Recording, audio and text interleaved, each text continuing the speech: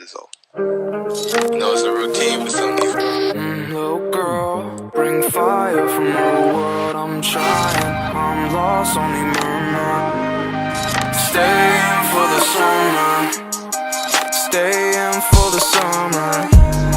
And while 6 feet under, and I got that number. Call her, keep falling. Hey Mood Fam, welcome back to our channel. A couple of vlogs ago, I mentioned that I have been homeschooling the kids and I made a circle time board, which is very out of focus right now, but you will get a better look at it later. And I figured that I would give you all the DIY deets so that you could do it yourself if you wanted to make one. When I was first looking for a circle time board for the kids, I kind of wasn't finding anything that had the things that I wanted in it, and I also wasn't finding a lot of instructions on how to make one, so I figured I would give this to you all so that you can do it at home as well. So the materials that I used were a trifold poster board, Velcro tabs, a laminator, paper, markers, pencil, glue, and any other craft items that you think you would need for what you would like to put on your board. The first thing I did was decide what I wanted to include in the board, as in what I wanted to teach the kids each day, and where I wanted it to be on the board. I would suggest gathering your materials and making a sketch before you go ahead and start gluing things onto the board. It's just going to make your life so much easier if you have a blueprint as to where things are going to go. For each category, I decided what pieces were going to be attachable and what pieces were going to be fixed to the board. That determined how they were going to look, because I will explain later, some things aren't going to look the same. And it determined what was going to be used as far as materials. So the first thing I did was make the pieces that were going to be fixed to the board, and I used a couple different things to try to get them to stick to the board. If you are going to have them attached to the board, my suggestion would be not laminating these pieces. But if you do go ahead and laminate them, I would suggest using duct tape to get them to stick to the board.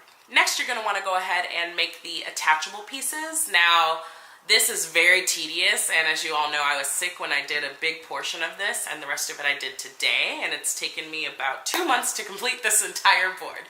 But it is so worth it. So go ahead and get creative, have a lot of fun. If you need to, take breaks, but do what you got to do to make all the little pieces that are going to comprise the board itself. Once you finish getting the pieces together, go ahead and get them in the laminator. You're going to laminate them to protect them, make them more durable, and ultimately not ruin them with sticky little hands. Once everything is laminated, go ahead and grab the Velcro tabs. You're going to want to go ahead and decide beforehand what pieces you would like where. So for the back of the pieces that the kids would be touching, I used the fuzzy side, and so the little pokey sides are attached to the board itself. Go ahead and lay them all down on the board so that you know where each attachable piece is going to go. And then after that, go ahead and attach the corresponding pieces to the attachable pieces. Finally, go ahead and add any other touches that you think would be great for the board. I added a little circle time at the top just to make it look more fun. I'll probably add more things as we go along, maybe start adding in seasons. But for right now, this is what we're going to do. I'm ultimately hoping that this board is going to grow with them, because a lot of this stuff is things that they will continue to use. And it's a great little way to check in with your kids as far as their mood and, you know, the date. What important things do you have going on as a family? But this ultimately can become kind of like a family center where you can check in with one another and, you know, practice letters, things like that.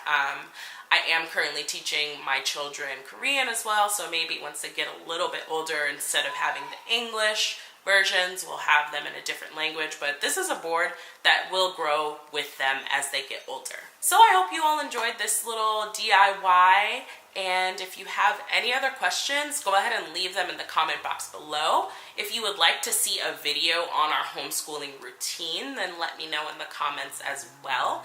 And other than that, I think we're pretty much done, so we will see you in the next one.